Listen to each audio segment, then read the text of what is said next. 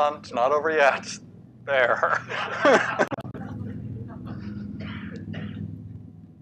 That tone, by the way, is the last note from Beatles' Day in the Life at half speed.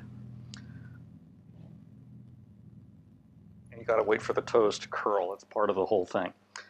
Okay, now you all know what Bambi eats Godzilla. Okay, so I have been working with open source in one form or another since probably around 1975, where that was before the word open source had been found or coined, and for that matter, before the term free software had been coined, and when the Free Software Foundation was just, well, wasn't around. I worked on the Ingress Relational Database Management System, which is a research effort out of Berkeley, and was one of the two original relational databases. For all of you who use them all the time, there was actually a day when they didn't exist. I wrote syslog, the -me troff macros. I wrote a Trek game, which amazingly enough some people still play, and a bunch of other BSD utilities. But of course I'm best known for SendMail, for better or for worse. That's what I'm best known for. But I really ought to be best known for the guy who finally got the people at Berkeley to start using SCCS. Before that there was no source control. So history begins on the day when I got Bill Joy to finally buy into using SCCS. As mentioned, I've been, done the whole gamut of various jobs. In 1998, I started SendMail Inc. It was one of the very first sort of hybrid companies. I think Red Hat was out there at that point. We were about the same time. But the idea was to do something where we kept the open source going and, in fact, push it forward while still being able to make some money off of it to be able to wrap it in. And I'm now at the Swarm Lab at UC Berkeley doing stuff having to do with the Internet of Things and has absolutely nothing to do with email, or so I thought, except email seems to come up almost every day. I will say that I'm no longer involved in SendMail. SendMail's been bought by Proofpoint, which is at least a fairly successful company, which makes SendMail one of the few companies, 90% of them go out of business entirely and so forth. But the customers and the employees got jobs. The investors, that would include me, got nothing. So, oh well. You don't want to see how a company is made. I've got a whole different talk on that, and it's pretty ugly. So, SendMail originally started off as an open source project at Berkeley. I was trying to solve a particular problem, and it was one of those things where I thought it would be easy because it's just software after all. And it turned out to be much more difficult than I thought. It started off to solve my particular problem. It got generalized because it had to run all the places at Berkeley, and then other places picked it up. It went out on one of the BSD distribution tapes. And then the internet explosion happened. I've got a talk where I plot what's going on with SendMail based on a log graph of the internet growth. It remained community supported using the benevolent dictator model with me as the dictator. There was a small group of people who worked with me on it, but it wasn't one of these open repository GitHub kind of things. I don't know if that's more about me or more about the times. I will say the O'Reilly book, this O'Reilly SendMail book, had a lot to do with its adoption and popularity. Never underestimate the power of documentation, which almost, by the way, almost all open source projects underestimate the importance of documentation. So the problem was, oh, by the way, SendMail actually started before the internet even existed, to give you an idea. Literally, the internet came online as a later part of this. The problem was SendMail was successful. And this turns into what I call a success disaster, where you have so many customers, all you end up doing is supporting the existing customers, and you can't possibly take it forward.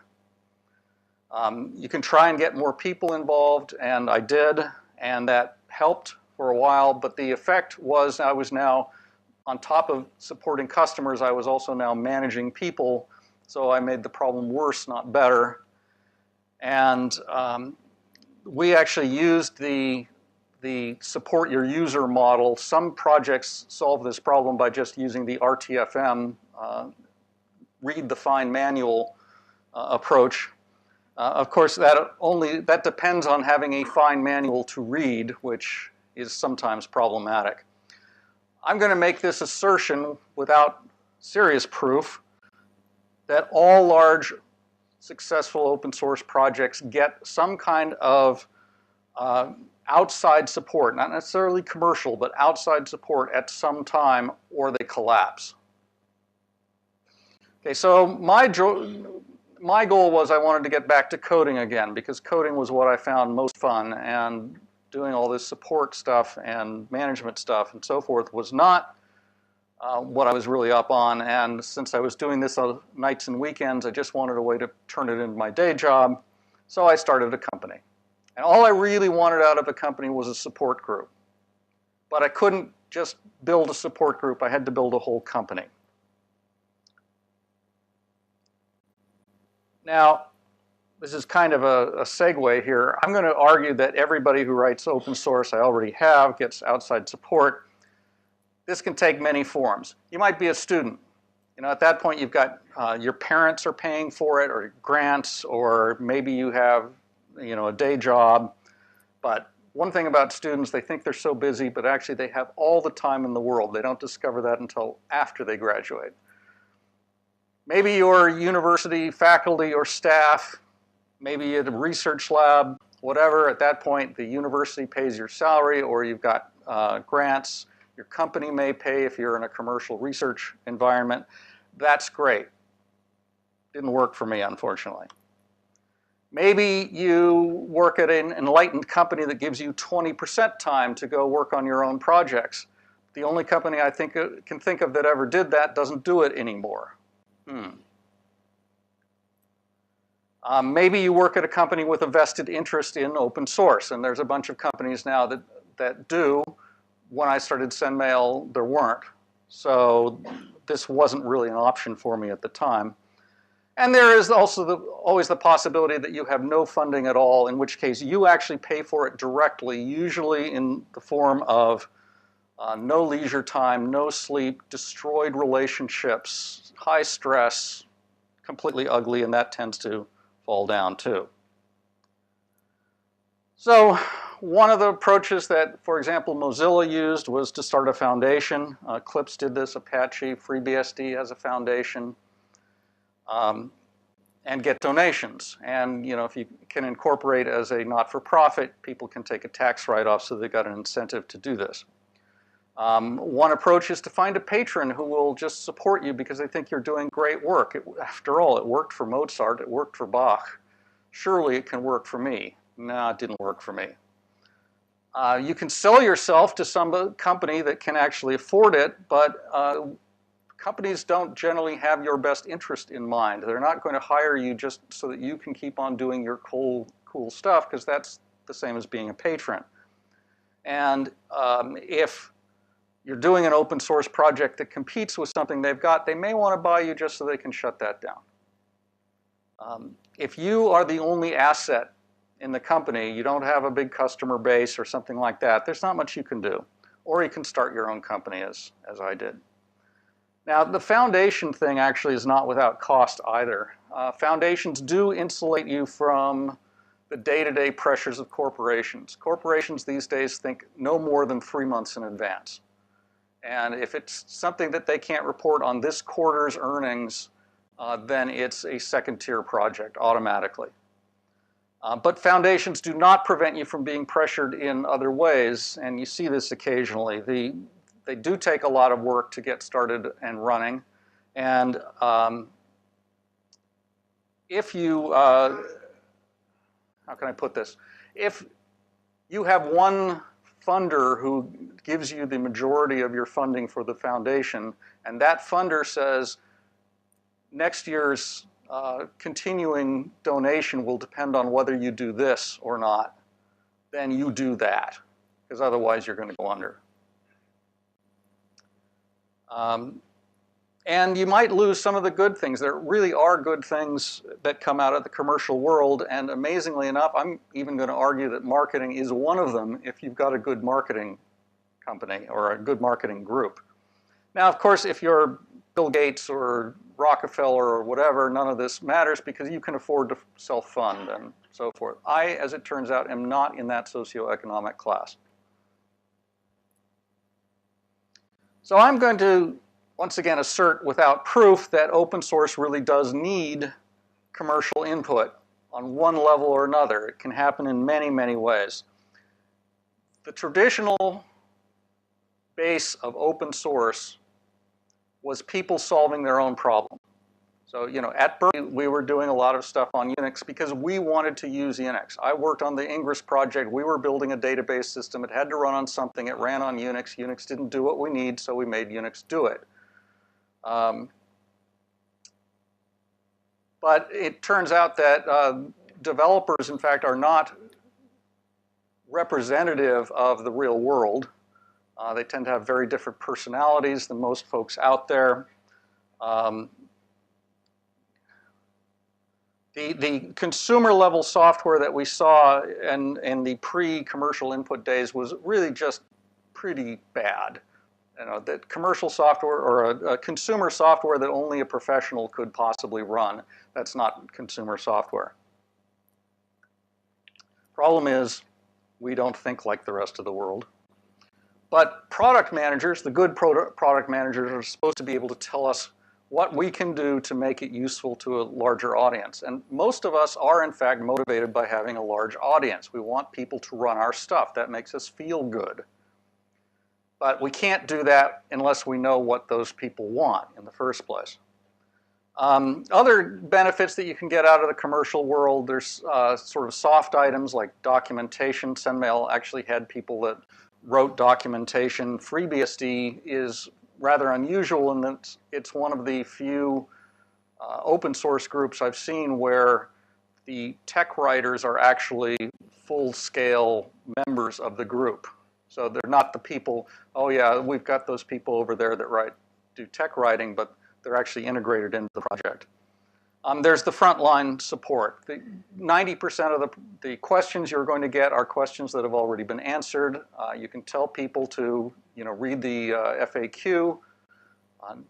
Nobody reads the FAQ, sorry. And there's all of the overhead stuff. I spend way too much time, you know, underneath my desk rearranging wires and things, and it would sure be nice if I could just call up my IT group and have them do that. Could you upgrade FreeBSD for me? I'm not supposed to be working on FreeBSD, I'm supposed to be working on SendMail, but I have to do that stuff. All that said, there is a really, really deep tension between the open source and commercial world. They're motivated by fundamentally different things. Okay, open source tends to be about building things, sharing them, flexibility, you know, making the world a better place. I mean, presumably you folks are all connected in with the open source world in one way or another, and so you understand those motivations. You know, solving an interesting problem can be a great one. I would be substantially richer than I am right now if I hadn't turned down some very lucrative jobs because I wanted to go somewhere which had a much more interesting problem to work on. The commercial world is about making money. That's it. That's everything you need to know about the commercial world. Sales guys do not understand how you can make money by giving your product away. I was repeatedly and seriously called a communist at SendMail. Not a lot of communists go out and start companies, I tried to point out to them, but they literally accused me of being a communist until one time I had a hissy fit in a meeting, and they never accused me of being a communist again to my face. I think they still walked around behind my back and did it.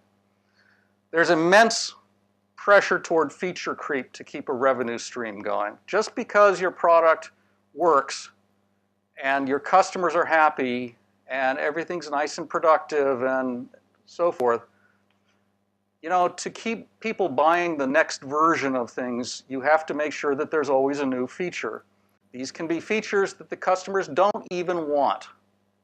But a good marketing department can make them want features that they don't actually want. Or maybe I should say a bad marketing department, but an effective marketing department. And so you see things like, you know, Quicken, iTunes are examples of programs that I've seen that just keep on adding more stuff. It gets harder and harder to use every time they come out with a new version. And all they've done is add stuff I don't want. Okay, but Quicken, for example, I had to upgrade at some point because they said, sorry, your version is no longer supported. And it turns out every time you start Quicken up, it, you know, calls back to central headquarters and they will just shut it down. Sorry about that. And most importantly, if you miss payroll, you are dead. Companies cannot miss payroll. And you may think that's not a big deal, and if you're Google, it's not a big deal. But if you're a small company, a startup, that is a very, very real issue. So let me talk about markets for open source products. Who is going to pay for your product? And by the way, this is kind of marketing 101 in a strange way here. All those people who just want to download something free off the net and run it, and that's, let's face it, the majority of downloads are people who don't want to enhance it or understand it or anything like that. They just want to run it. Are they going to pay for it? Probably not if their motivation is getting it for free. Businesses? Well, what size businesses? There's lots of ways to sell to various different businesses, and you have to pick your target there. Important thing is that businesses really buy trust more than they buy code. Or perhaps another way to put it is companies want someone they can sue if it goes wrong. So when we started up SendMail, it turns out one of the big motivations was that companies who would not want to run SendMail because they had no one to call up on the phone really were saying, if there's liability, we want somebody we can sue and try and get some of our money back. Another point is that open source tends to commoditize a market. The value of commercial MTAs, mail transfer agents, is zero.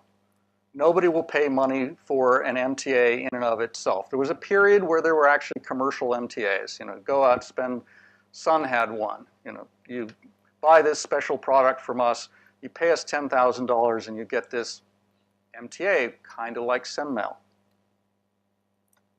They would argue it was a lot more than that, and it was. So it brings down the unit price to something approaching zero. And so the suppliers, that's the companies that are building these things, have to move up the food chain. You have to be building more stuff around it. So SendMail's original goal was not to sell the MTA, it was to sell configuration tools for the MTA. You could use the MTA fine if you wanted to configure it by hand, but if you wanted a nice GUI to help you out, then you had to pay something for that. Red Hat has used a very similar model. So that was markets. Let's talk about models now. One model is you give it away completely free and you sell something else.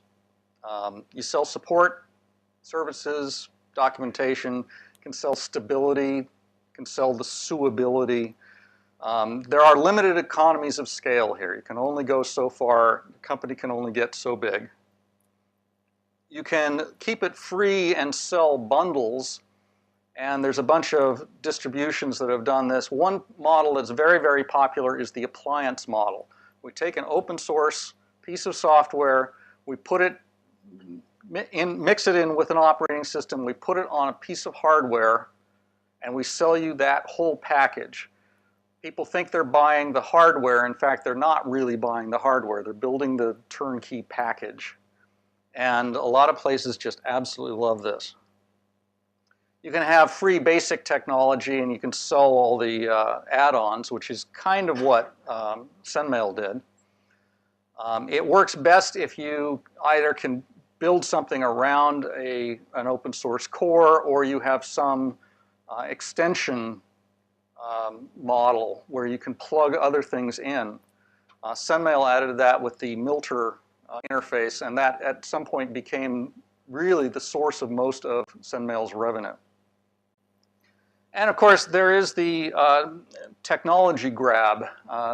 You basically close source it. This has been tried many times. I don't believe it's ever succeeded. People just walk away. So starting a company.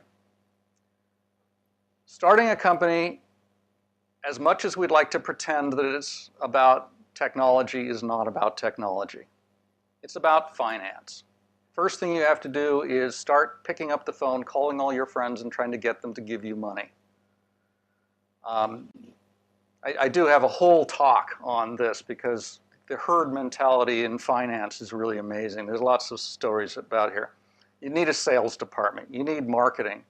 You need support on some level. You probably need services, people who will go out and do custom enhancements and that sort of thing. Oh yeah, and I guess you need some engineering too. That's the technology part. So let's observe a few things here. Finance is about money coming into your company, obviously. Even after you have the money, it's still about the money coming into your company and trying to make sure there's more coming in than going out. Sales, well, that's obviously about money. Marketing is fundamentally about getting people to give you more money. Support, oh, wait, people pay for support. That's getting a little iffy. You know, you might not actually want to do support, but kind of have to, and people do pay for you. Services, oh boy, they pay for services big time. Can make a lot of money out of services. The main problem with services is as you scale, you have to add more service people because people don't scale like technology does. Oh, right, engineering. That's about expense. Engineers do not go out and come in with money in their hand, handing it to you. They want to get paid, and basically that's an expense. So engineering turns out to be at kind of a disadvantage in most companies. So, you know, one of the big discussions we had at SendMail in the early days was about what the corporate culture was going to be. Was it going to be engineering driven or sales marketing driven? Most companies are sales marketing driven. A few, Google has for a long time been engineering driven. It's one of the few. Investors prefer sales and marketing driven. They understand that. Investors tend to not be technologists. There are exceptions. But most of them have some background in finance, law, sales, a lot of sales, so forth.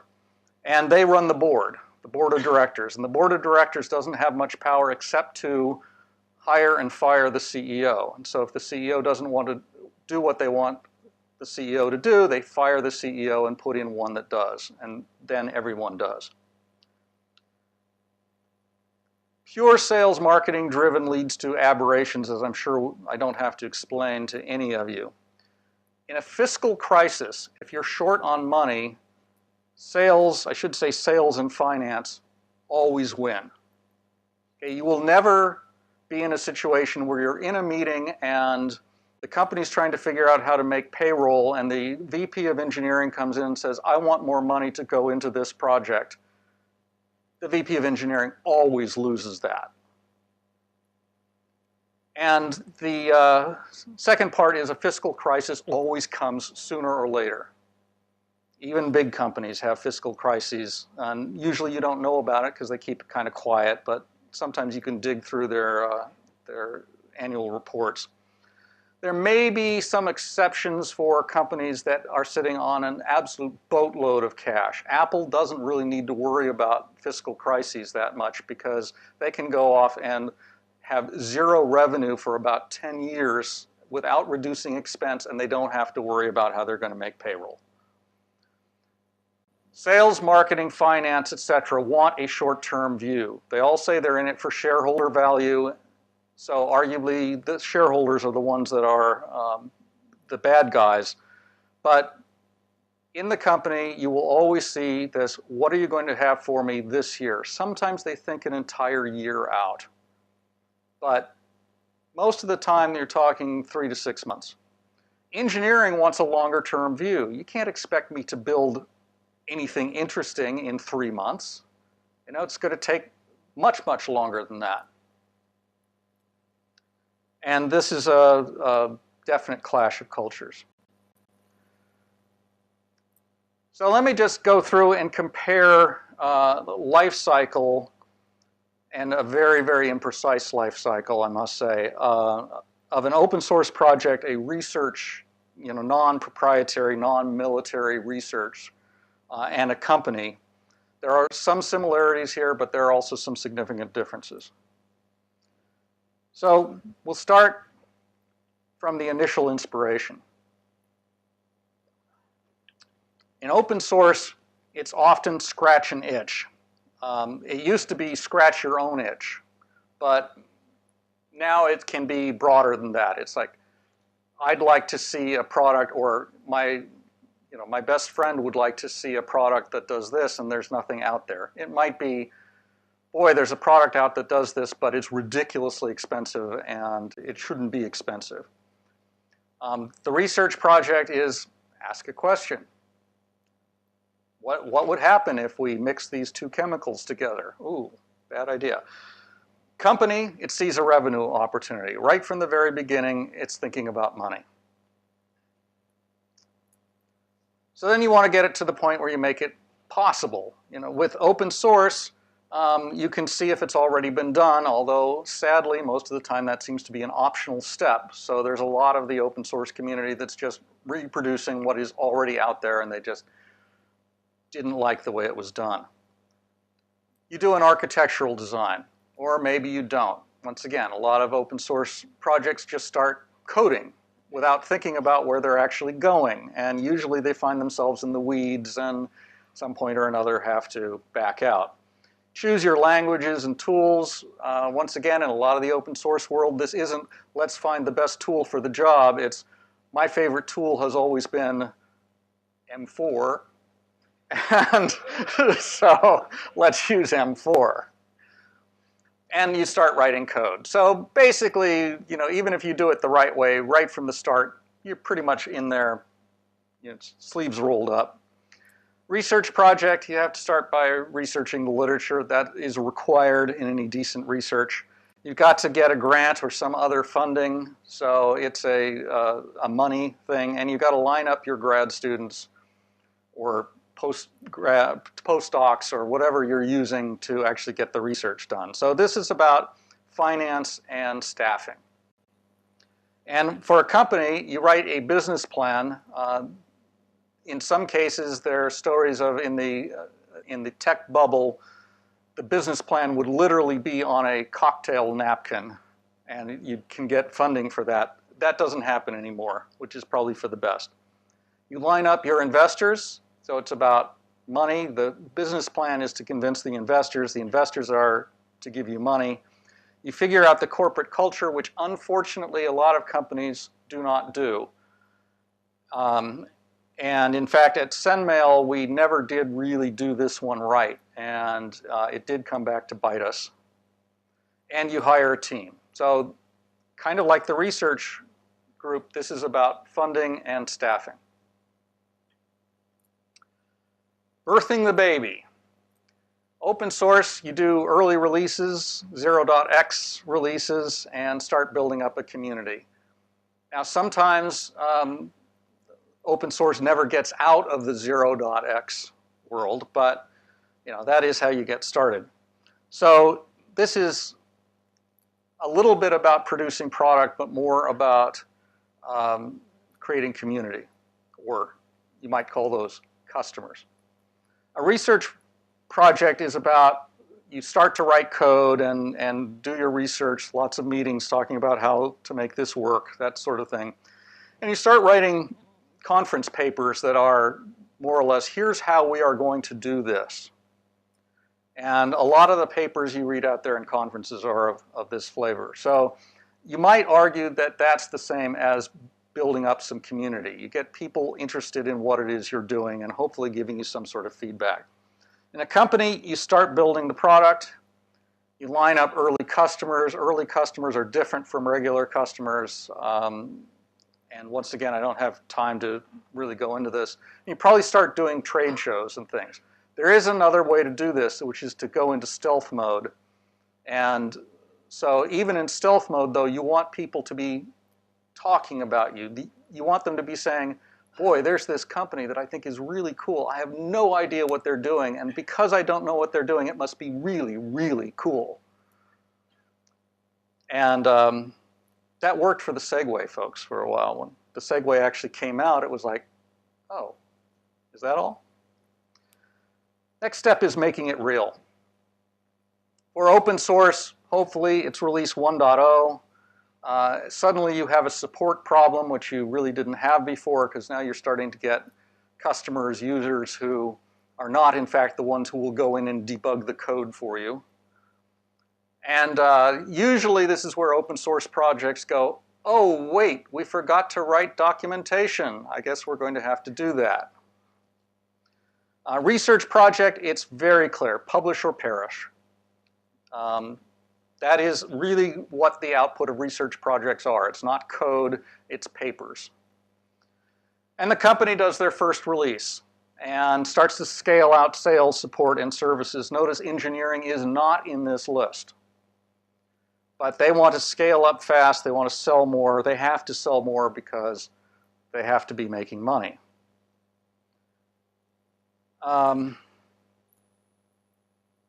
But getting your initial product out is not enough. Now you have to grow the company or the project. In the open source world, maybe you've done this and it turns out you just don't have any community. Nobody's running your code. So what do you do then? The usual thing is you shut it down, or actually nobody shuts down an open source project, they walk away from it. So there's all this stuff off, you know, in SourceForge and GitHub and so forth that are completely dead projects. Nobody's actually done a commit on them in 5 years. If you want to pick it up, that's great, but now it's your problem. At Berkeley, we had the thing where when there was a bug in any given program, you went to see who edited it last because, you know, they're it. So, and if you can't find them, then you have to pick it up and you're it, and everyone will be coming to you forevermore. In the open source world, maybe you write the O'Reilly book. You can make a lot of money off of books, by the way. This is one way that open source people do make not huge amounts of money. Hopefully you avoid second system effect. I don't know if this is familiar to you, but Fred Brooks in the Mythical Man Month wrote about the tendency people have when they've gotten their first release out. The first release, they know they don't really understand the problem, and so they build a fairly clean, concise design, and it can be pretty reasonable. The second release, they go, well, boy, there are all these things I wanted to do in the first release, but I didn't have the opportunity to do them, and they throw them all in one release, and they produce this hodgepodge, which is absolutely terrible. And that's called the second system effect, and it can kill a project, often does. Once again, that step is optional on a lot of open source projects, and hopefully, if you get past all of these minefields, you get to release 2. Research projects have a distinct life cycle, and toward what really is the end of that life cycle, it's time for your grad students to go off and write their theses, graduate, go out and get jobs. Students, or possibly slaves, depends on who you're working for, how you're treated. And you may write the transactions on fill-in-blank article. This is, you know, transactions on computer systems, transactions on database systems, whatever. And that's sort of the, boy, now we can tell the world how great all of our work was. Company, it's doing a second release, pushing for profitability.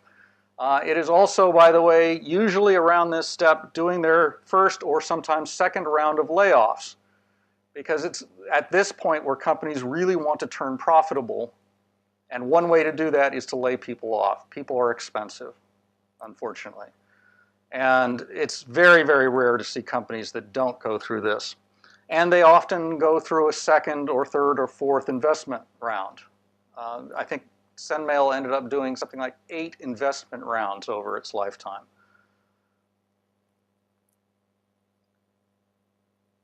And I'm going to be finishing really early here. Wow. So, open source, what do you do after you've finished, more or less? Well, one approach is to just throw it to the wind. It's like, okay, I wanted to solve this problem. I have solved this problem.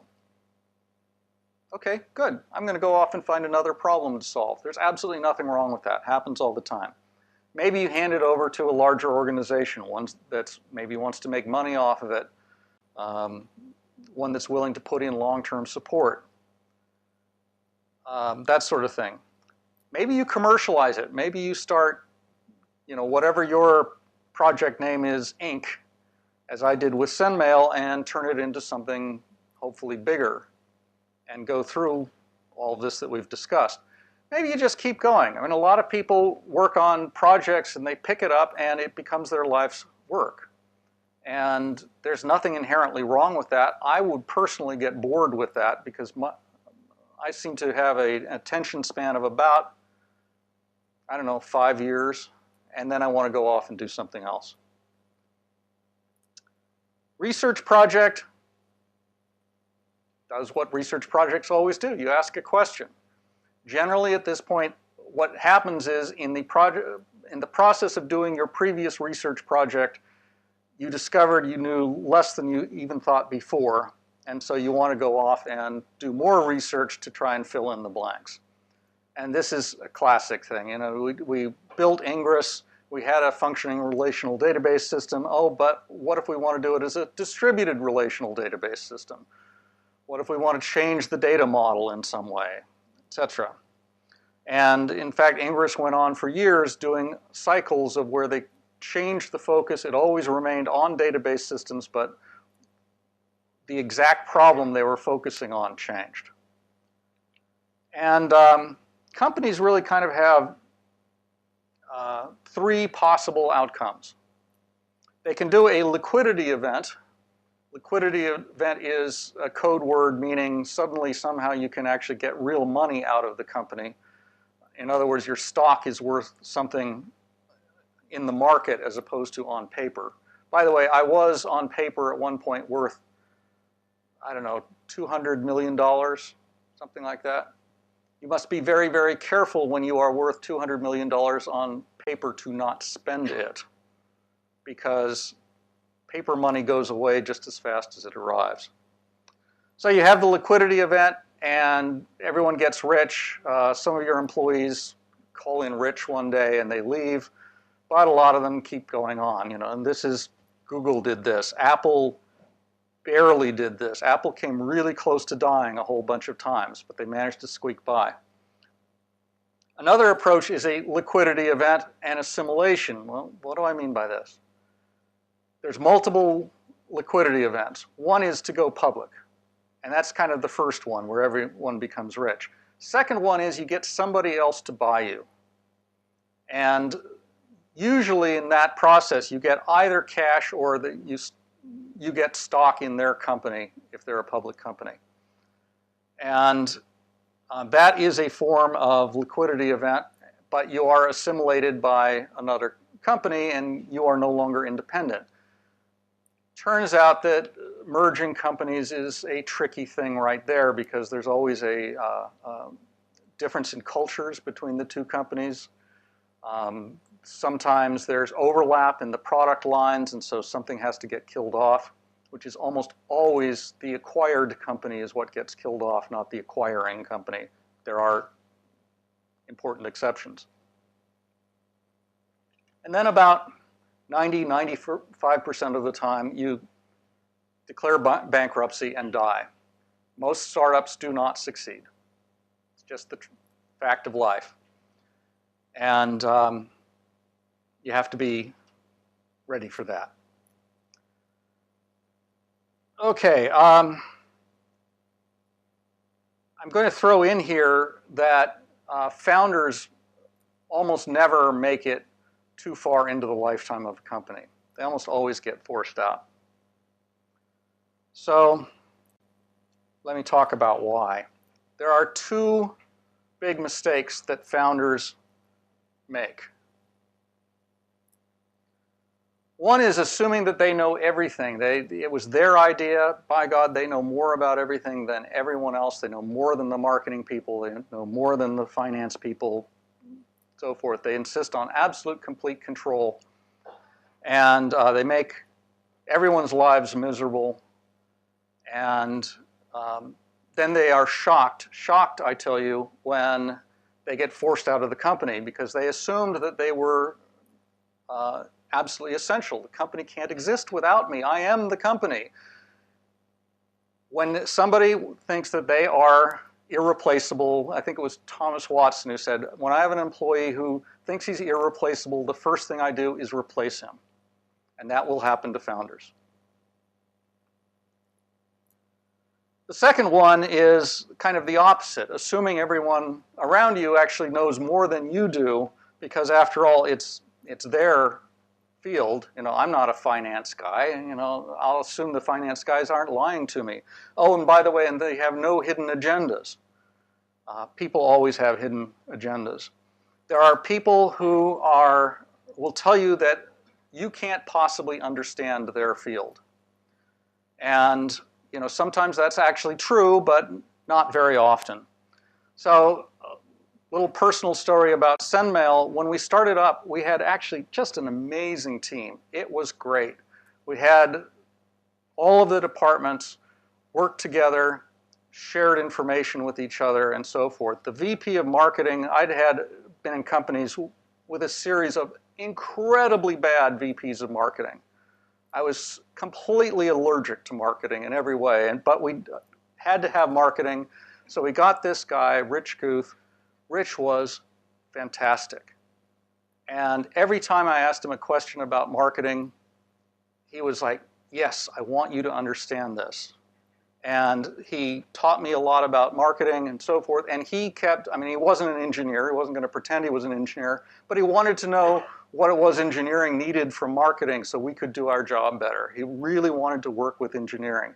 It was one of the great working experiences of my life until he left and the new guy came in and basically said, what I do is so arcane, you can't possibly understand it. You know, get out of my office, stop pestering me, stop asking why marketing is doing this, so forth. And my mistake was I thought I was getting tedious. I was getting tedious, but I backed off too much. And it turns out, by the way, I'm sure it'll come as a great surprise to everyone, that VP of marketing actually wasn't all that competent. And he didn't want to explain what he was doing because he didn't know. It should have been a sign when he would like to go into his office and close the door instead of being out talking to customers. You want your marketing people talking to your customers. So obviously, some kind of happy medium is needed between these two if you're going to be a successful founder. A successful founder equaling one that actually stays with the company and manages to go on till the liquidity event. So, a couple of conclusions. I apologize, I'm so early. So, I don't think there's any doubt that open source would not be as prevalent in the world today. It's a marketing force. You can pick up the Financial Times, the Wall Street Journal, you can read about it. And that tells you how important it is to the world economy right now. And that's a lot because the commercial world has gotten involved. It wasn't a bunch of people working nights and weekends out of their bedrooms that turned it into the phenomena that it is. It's the companies that got involved. Okay? And good marketing input can help you take on problems sometimes that you didn't even know existed. You know, gee, I don't mind adding up these columns of figures by myself. That's, you know, it's just arithmetic. Yeah, but for other people, that's a different thing altogether. The bad news is open source has lost its innocence. There was a time when open source was really about sharing stuff, having a great time, solving interesting problems. More and more, it's about users, finance, growth, so forth. It's an inevitable thing, and it's kind of sad for those of us who were there in the early days, but frankly, it probably wouldn't be around if it had not grown. And the other bad thing is that corporations do emphasize short-term survival, i.e. money over technological beauty. You know, remember that money is the blood that flows through the veins of companies, and if they run out of it, they really do die. And so they're very, very focused on that survival. So there is one third mistake that founders do occasionally make, and I have to cop to this one. It's believing that you'll be able to get back to coding by starting a company. I never did get back to coding. That's it. Thank you. If you want to watch the video again, there's the URL. Okay.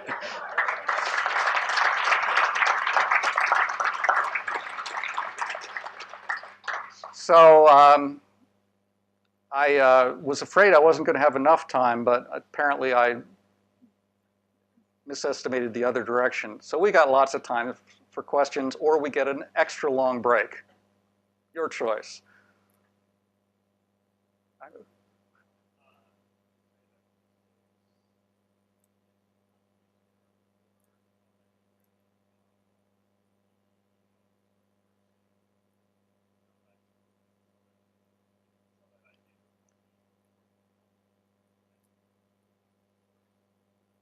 Okay, so the question is, would you say it's easier to be an open source person and, if I can interpret, and have a company take you seriously?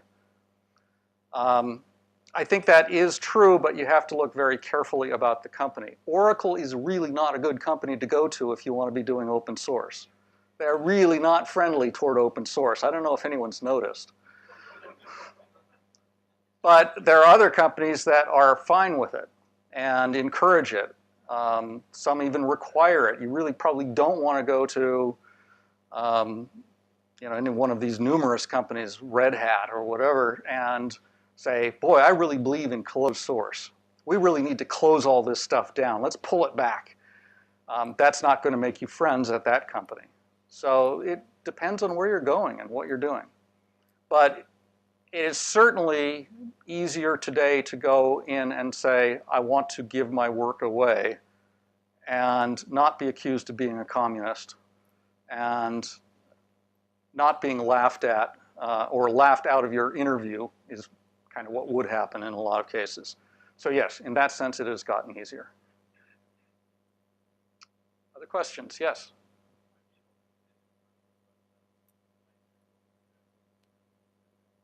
In hindsight, what would I have done differently with SendMail? Oh, do I have to pick one?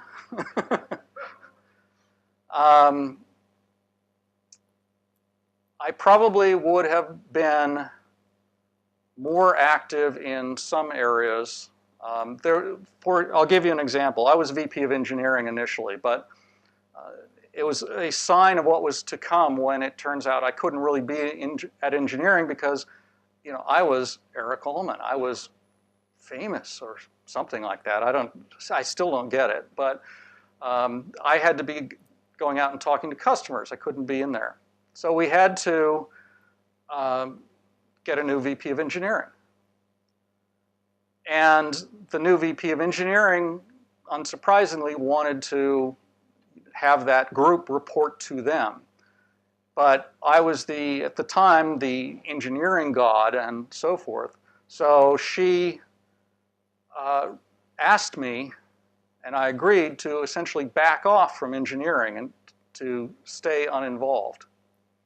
And it turns out she was an extremely good VP of engineering, and that worked great. Unfortunately, it turns out that she had cancer, which she didn't know when she first took that job, and she died within a year.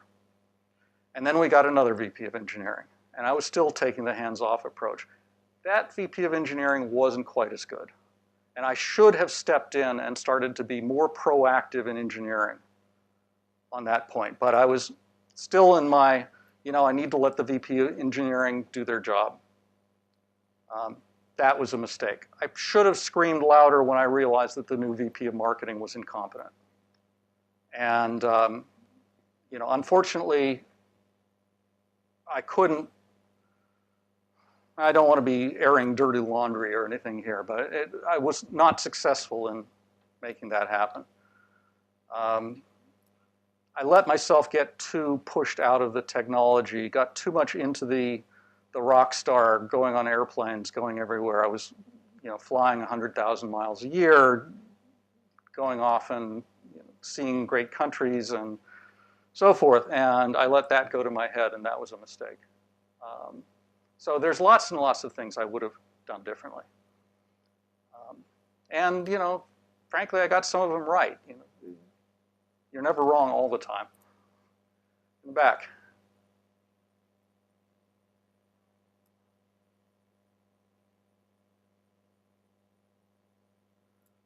Right. Yeah, I'm trying to remember now.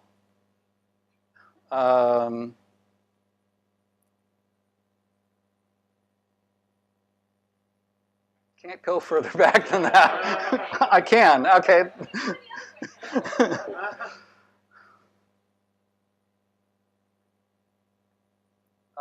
Yes, I think it's community scaling collapsed.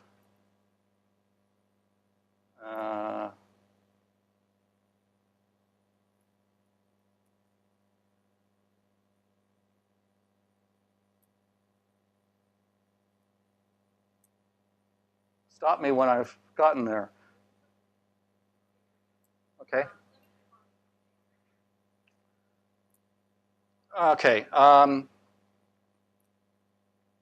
Yeah, that's perhaps not completely accurate, but the thing that companies are always looking for is economies of scale. That is to say, the unit cost of producing one more good gets lower as you produce more of them. So this is one of the reasons why the financial world loves software so much, because the cost to make another copy of a piece of software is pretty close to zero. Okay? That is not true of hardware. You actually have to have real silicon and so forth into it. But you can get the cost of the hardware down pretty well, so it scales moderately well. Support services do not scale well. If I add, if I can have one support person handle 10 customers or 100 or whatever, and now I get another 10 customers, I have to hire another support person. And the next 10, I have to hire another support person. It's not like each support person, the first one handles 10, the second one handles 20, the third one handles 40. It doesn't work that way. So isn't that the Red Hat model? Sure. I'm not saying you can't make it work, but the profits are lower. The investors really prefer something where you're going to basically, let's face it, what investors want is for customers to give you piles of money and you don't pay anything for it. Okay? That's the ideal investment. And everything else is just an approximation to that. Have I answered your question adequately? Okay. Any other questions? Yeah.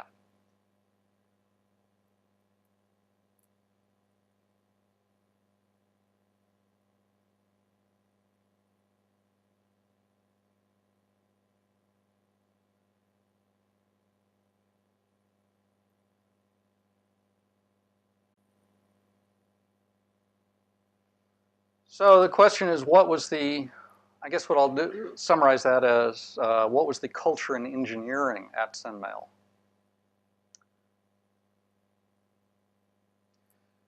There were some people working on the open source part, and a lot of them were folks that had worked on the open source previously, and they just came into the commercial side. Now I could pay them instead of saying thank you repeatedly. But a lot of the people were not directly connected to the open source. So one of our first hires, for example, was a QA guy. We'd never had anyone dedicated to just doing QA before. We brought him in. He wasn't an open source guy. Came from the closed source world. You know, he fit in well. His personality was super. We're still friends after all these years. And you know, a certain number of the people were, you know, they weren't the ones who were actually producing open source. That's going to be true in any company, including open source companies. You've got your IT people, for example. Some of them are, you know, actual pretty good coders, but their job is not getting an open source product out the door. So, you know, we clearly knew we were an open source company, and we made a big deal about that. We got a lot of press because we were an open source company. When we rolled out the company, we made the front page of the New York Times. It was that big a deal. Those were heady days. So, like, everyone was very aware of it, but that doesn't mean everyone was, you know, hacking on the open source. So, have I answered your question adequately there? Okay. Any other questions? Looks like I'm done. Okay, thank you very much.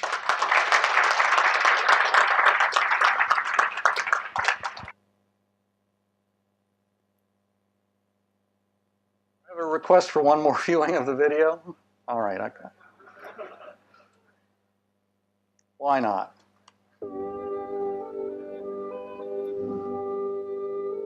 There's a whole story behind this video, by the way. The guy who was doing this was a student, and he had to have his student project in, and he was doing something completely differently, and it got screwed up somehow. Lost the film or whatever, so he had to get something together at the very last moment. So he did this in his dorm room in a couple of days. It turns out it's considered now to be one of the 100 best animations of all time. The guy's name was Marv Newland, as a matter of fact.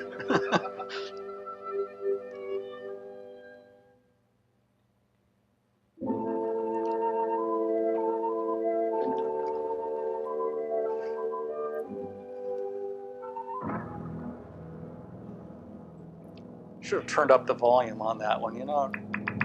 It's really better if it's more ominous.